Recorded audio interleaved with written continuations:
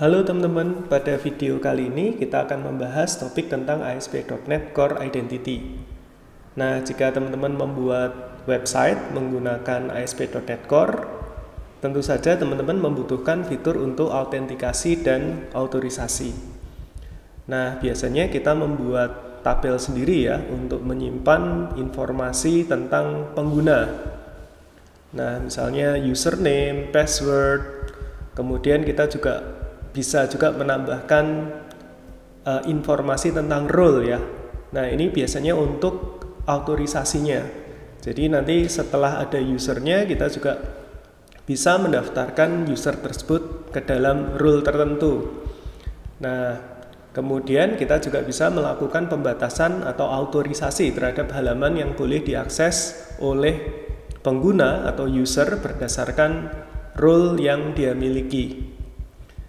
Nah, di sini saya akan menunjukkan bagaimana cara untuk menggunakan ASP.NET Core Identity di ASP.NET Core 6. Jadi nanti kita akan membahas beberapa topik ya, seperti bagaimana menambahkan ASP.NET Identity pada project ASP.NET Core 6. Kemudian nanti kita akan lanjutkan dengan menambahkan registration form-nya. Kemudian kita juga akan menambahkan login ya.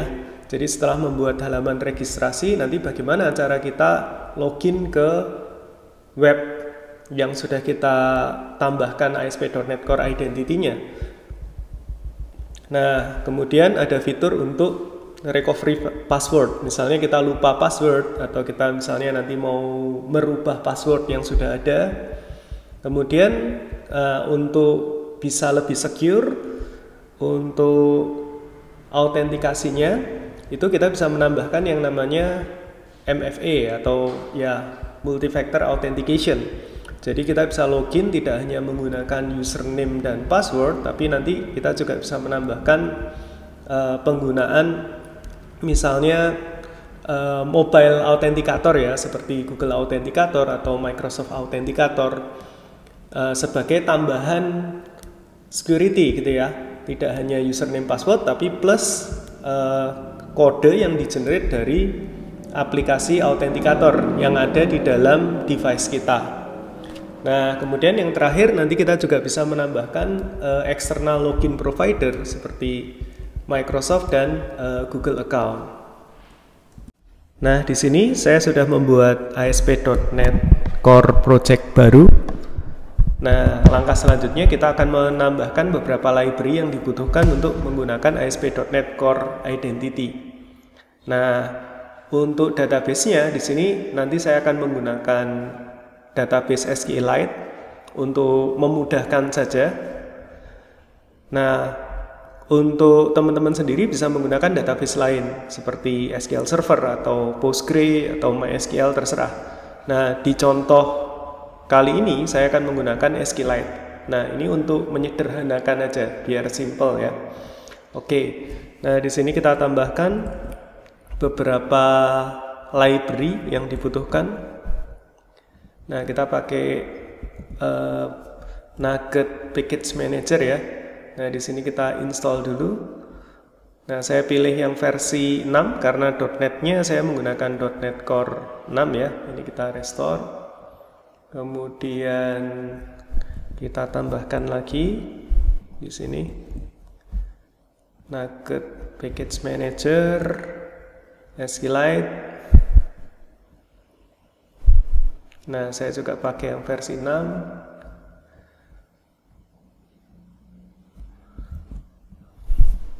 Tambahkan lagi Ctrl Shift P ya. Di sini add package. Kita cari versinya sama, versi 6.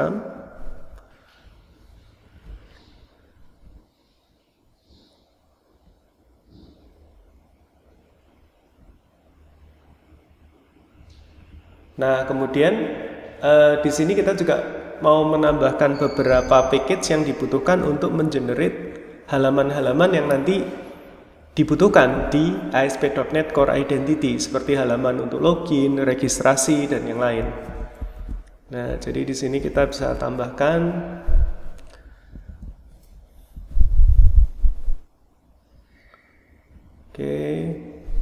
Sama ya caranya.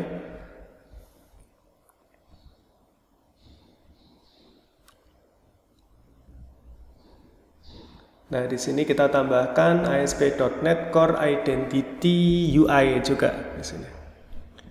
Oke.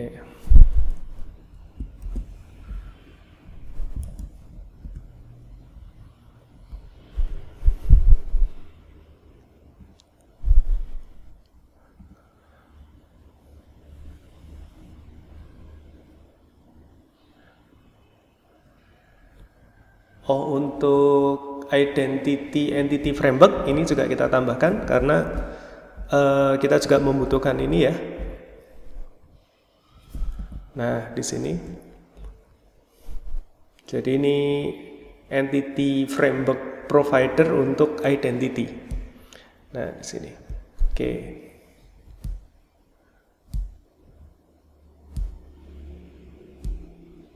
Oke, sudah semua.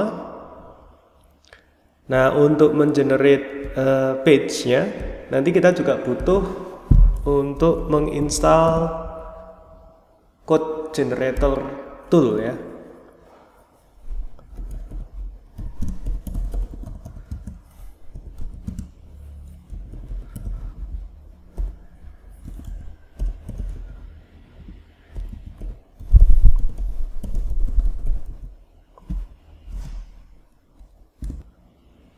Untuk versinya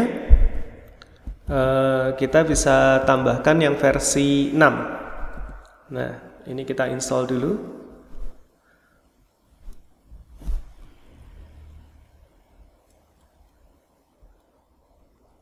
Oke, di sini sudah diinstal ya.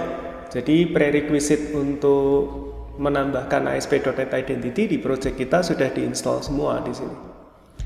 Nah, langkah selanjutnya kita bisa membuat data konteksnya. Nah, di sini kita bisa buat folder.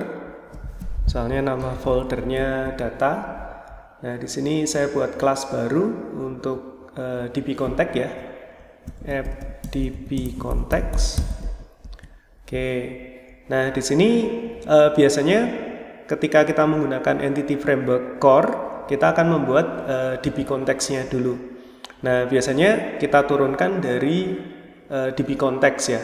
Tapi karena kita akan menggunakan identity, di sini kita akan turunkan dari identity DB konteks. Nah, seperti ini.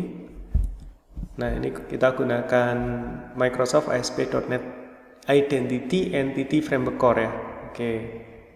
Nah, di sini kita tambahkan konstruktornya. Ini sama DB context option.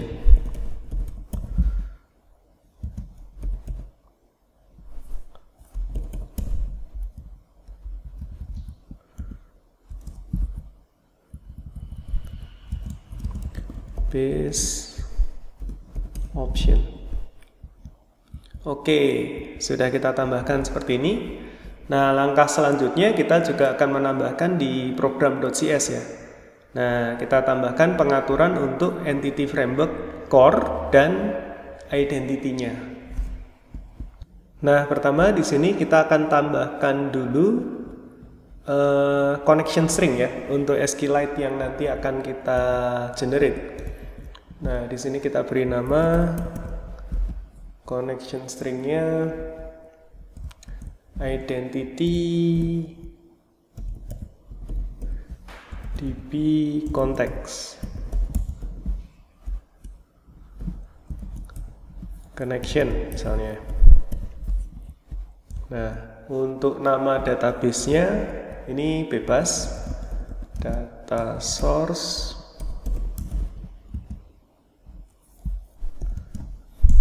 my identity DB misalnya .db misalnya aja ya. Oke, di sini kita sudah tambahkan untuk nama database SQLite yang nanti akan kita buat.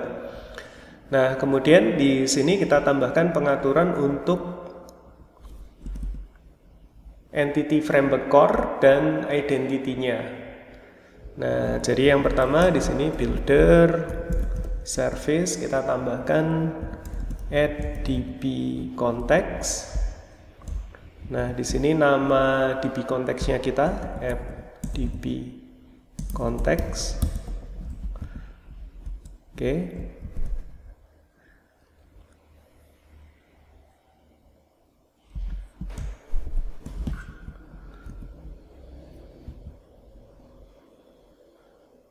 Nah, kemudian di sini kita tambahkan db context option.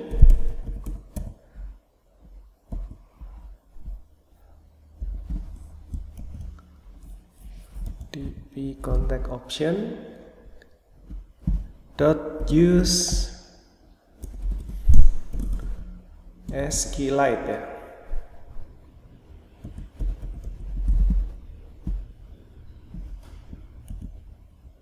Nah, di sini using Microsoft Entity Framework Core.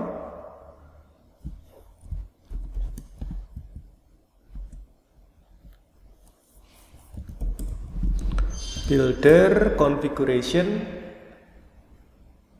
Nah, di sini untuk connection stringnya kita mau menggunakan connection string yang tadi kita sudah buat. Jadi ini nama connection string kita ya.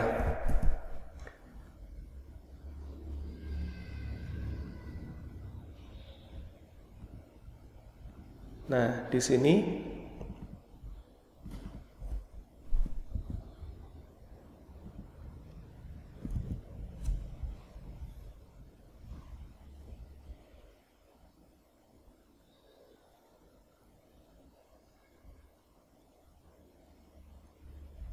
oke. Nah, ini sudah ya. Nah, ini untuk db konteksnya. Nah, kemudian satu lagi kita juga akan menambahkan untuk identity ASP identity core-nya ya. Oke. Kita tambahkan di sini builder service add default identity. Di sini kita tambahkan identity. Ini app db context ya, app db context. Ini db context yang kita gunakan. Oh, sebentar. Di sini kita tambahkan identity user.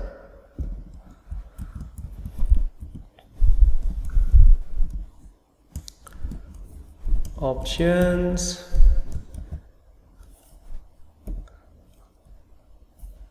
option. Nah, nanti di sini kita bisa set sign in require confirmation. Jadi ketika kita registrasi itu nanti harus ada konfirmasi email dulu gitu ya sebelum kita bisa login.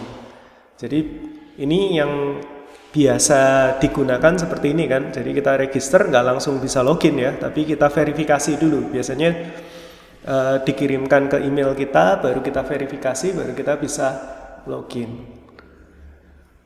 Nah, required confirmation account-nya kita set jadi true. Nah, seperti ini. Ini add entity framework store add db context. Nah, kemudian kita juga bisa menambahkan di sini. Nah, tambahkan middleware di sini use tidak cuma authorization tapi authentication juga ya. Nah, jadi kita tambahkan use authentication kemudian use authorization.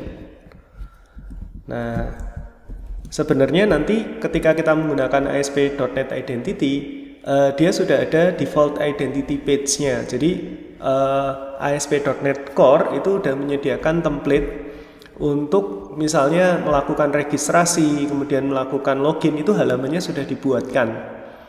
Nah, by default dia menggunakan Razor page. Sebenarnya nanti kita juga bisa ubah ya, yang tadinya Razor page misalnya mau kita sesuaikan terus kita buat menggunakan MVC pattern, itu juga bisa. Tapi ini sementara saya juga akan menggunakan defaultnya dulu ya. Jadi di sini kita tambahkan map Razor page. Nah seperti ini. Nah ini biar Razor page-nya nanti bisa dijalankan. Oke, kita save. Nah, kemudian kita bisa menambahkan migration di sini. Jadi kita bisa menambahkan migration untuk membuat database beserta dengan table-table identity-nya. Nah, step selanjutnya kita akan menjalankan migration. Nah, ini kita klik di terminal dulu ya. Langkah selanjutnya adalah menjalankan migrasi. Nah, setelah terminalnya kita buka, kita coba untuk menjalankan perintah migrasi, teman-teman. .NET if migration add, misalnya kita beri nama initial create, kita enter, dia akan mencoba untuk membuat migrasinya ya. Nah di sini sudah berhasil untuk membuat objek migrasinya. Nah kalau kita lihat di sini akan ada tabel-tabel dari ASP.NET Identity yang nanti bisa otomatis ditambahkan seperti ini ya, ASP.NET Rule, kemudian di sini ada ASP.NET User, ada Rule Claims ya kan, dan yang lain. Nah di sini tabel-tabelnya akan digunakan oleh ASP.NET Core Identity untuk menyimpan informasi user, rule, claims, dan yang lain. Nah nanti kita akan coba pelajari satu persatu ya teman-teman ya, bagaimana cara penggunaannya. Oke, setelah ini baru migrationnya ya, ini baru di-generate scriptnya, tapi database-nya belum tergenerate, belum ada. Nah karena kita menggunakan SQLite biar simple, tadi saya pakai SQLite aja ya. Nah untuk teman-teman sebenarnya bisa menggunakan terserah database-nya nanti. Misalnya pakai SQL Server gitu, bisa juga. Nah, di sini kita akan jalankan migration lagi. Nah, ini .NET if database update ya. Nah, ini untuk menjalankan script migration yang sudah kita generate tadi. Nah, harusnya kalau berhasil di sini akan menghasilkan SQLite table. Nah, di sini. Nah, di sini ada SQLite table ya, namanya myIdentityDB.db. Ini sesuai dengan nama database yang kita tambahkan di sini. Nah, kita buat nama database-nya kan di app setting ya, di configuration. Nah, di sini udah jadi. Nah, teman-teman nanti bisa lihat database-nya lewat SQLite Viewer. Terserah teman-teman mau menggunakan aplikasi apa untuk membuka SQLite-nya ya. Nah, pada contoh ini saya menggunakan tools yang namanya DB Browser for SQLite. Ini bisa di-download gratis. Ini untuk Mac ya. Nah, untuk Windows juga banyak SQL Viewer yang bisa digunakan ya, SQLite Viewer yang bisa digunakan. Teman-teman bisa mencari yang versi gratisnya. Oke. Di sini kita bisa lihat ya, di database yang tadi sudah berhasil di-generate yaitu myIdentityDB.db, di sini udah dibuat atau sudah berhasil dibuat tabel-tabelnya seperti ini, ASP.NET Users ya kan. Nah, di sini nanti kalau kita lihat fieldnya sudah dibuatkan semua ya, ada ID, ini ada username, nanti emailnya apa di sini. Nah, kemudian teman-teman juga bisa lihat di sini untuk password. Ini ada password yang sudah dibuatkan hash-nya. Jadi password yang disimpan di ASP.NET Identity ini sudah secure karena sudah di hash. Nah, jadi udah dibuatkan hash-nya, juga udah ditambahkan security stamp-nya untuk salting dari password hash yang di-generate ya. Jadi ini lebih secure gitu untuk menyimpan passwordnya di ASP.NET Identity. Oke, jadi ini udah berhasil untuk di-generate. Nah, langkah selanjutnya nanti kita mau coba untuk melakukan registrasi gitu, teman-teman. Jadi kita coba untuk menambahkan pengguna baru gitu, user baru. Nah, sebenarnya sampai dengan step ini ASP.NET Core Identity itu sudah membuatkan default page-nya. Cuman kan mungkin nanti kita membutuhkan untuk mengganti atau memodifikasi page bawaannya gitu kan. Nah, setelah ini saya akan tunjukkan dulu defaultnya, kemudian bagaimana kalau kita mau mengcustom nanti ya. Oke. Nah, langkah selanjutnya adalah mengenerate page yang kita butuhkan ya. Misalnya di sini kita membutuhkan page untuk registration dan login. Nah, sebenarnya di ASP.NET Identity ini sudah disediakan banyak page ya yang bisa kita akses. Nah, kita akan cek dulu. Nah, untuk melihat page apa saja yang bisa di-generate di sini, kita bisa tambahkan perintah seperti ini ya, .NET ASP.NET code generator. Nah, kemudian identity. Nah, kemudian kita tambahkan list files. Nah, di situ nanti kita bisa lihat ya. Nah, di sini. Nah, ini halaman yang bisa kita buat. Jadi by default ASP.NET Identity sudah menyediakan halaman-halaman berikut ya, seperti account, misalnya login, kemudian ada logout, ada registration, ya kan? Untuk resend email confirmation dan yang lain. Jadi by default sudah disediakan. Bentuknya nanti kalau kita generate adalah razor page, belum dalam bentuk MVC. Tapi kalau nanti kita mau pindahkan sebenarnya tidak sulit juga, teman-teman. Oke, setelah ini kita akan coba untuk mengenerate ya. Misalnya kita akan membuat halaman registration untuk register ya, kemudian untuk login misalnya. Nah, di sini kita bisa tambahkan perintahnya sama seperti tadi ya, .NET ASP code generator identity. Kemudian di sini kita set data konteksnya kita apa. Nah, jadi di sini nama projectnya kita ya. Ini namespace-nya. Nah, nama project kita ini ya, FDB kontaknya sample ASP identity .data ya kan di sini FDB context. Nah, kemudian file yang mau di-generate di sini kan. Nah, kita mau mengenerate apa saja, halaman apa saja. Misalnya kita mau mengenerate untuk register, login, logout gitu ya. Nah, kita bisa tuliskan di sini. Nah, ini kan account register. Nah, kita baca listnya dulu. Yang kita mau buat account.register, ini untuk registrasi, account.login, account.logout ya.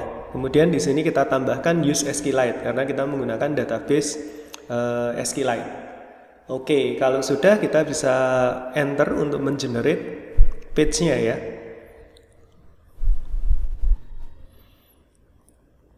Nah, otomatis di sini akan dibuatkan satu folder area.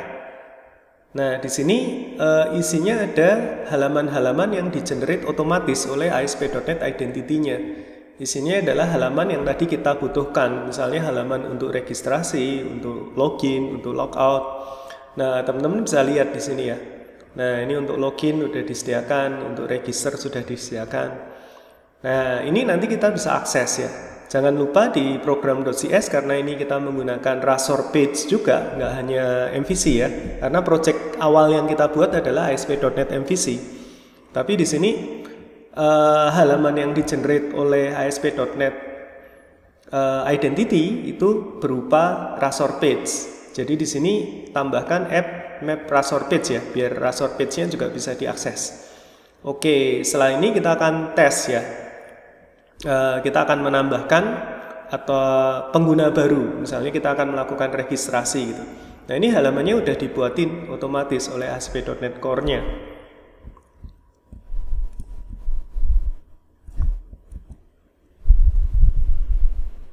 Oke, .NET kita jalankan ya, watch, run.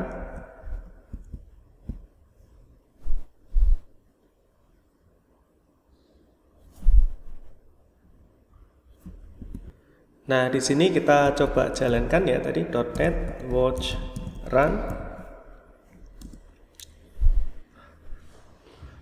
Oke. Nah, ini page-nya sudah dijalankan.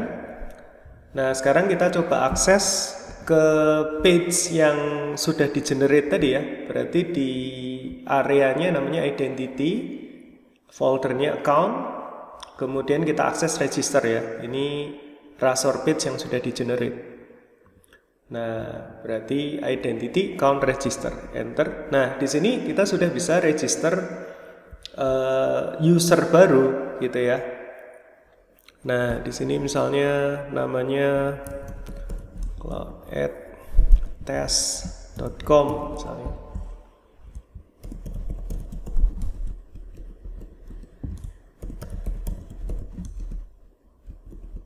Nah, di sini teman-teman bisa menambahkan username dan password, kemudian coba untuk register ya.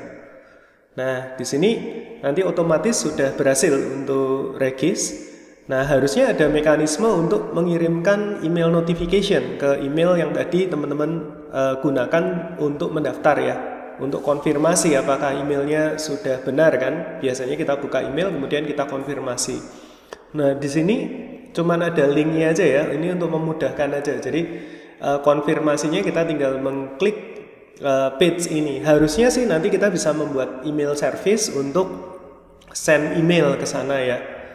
Nah, terserah teman-teman juga bisa menggunakan layanan seperti SendGrid gitu untuk mengirimkan email secara mudah. Nah, di sini thank you for confirming your email. Nah, sebenarnya di sini usernya sudah berhasil dibuat, teman-teman. Nah, jadi teman-teman bisa lihat di database-nya sebenarnya di ASP user. Ini kita bisa browse. Nah, di sini sudah ada user yang barusan kita buat ya. Nah, di sini username-nya cloud@test.com. Ya kan? Nah, di sini usernya sudah masuk. Nah, di sini kita juga bisa melakukan login, teman-teman. Jadi sudah ada fitur login juga. Nah, page-nya sudah dibuatkan ya. Ini by default dibuatkan oleh ASP.NET. Kalau nanti kita mau modifikasi bisa. Kita bisa modifikasi page-nya karena tadi kan sudah ada page yang di-generate-nya. Kita tinggal lihat ke Razor page-nya kemudian kita modif sendiri gitu. Nah, ini kita bisa login sebenarnya. Nah, seperti ini teman-teman. Ini harusnya sudah login, cuman kita belum tampilkan ya username-nya siapa, kemudian bisa logout atau tidak gitu ya. Kemudian autorisasi halamannya seperti apa. Nah, nanti kita akan lanjutkan materinya untuk itu teman-teman. Jadi bagaimana cara menampilkan user yang login, kemudian bagaimana cara untuk autorisasi halaman ya. Kalau misalnya usernya belum login tidak bisa mengakses halaman tertentu gitu kan. Tapi kalau sudah login bisa. Kemudian kita juga nanti bisa menambahkan role. Kita juga bisa eksplorasi fitur yang lain seperti misalnya menambahkan MFA atau multi-factor authentication ya.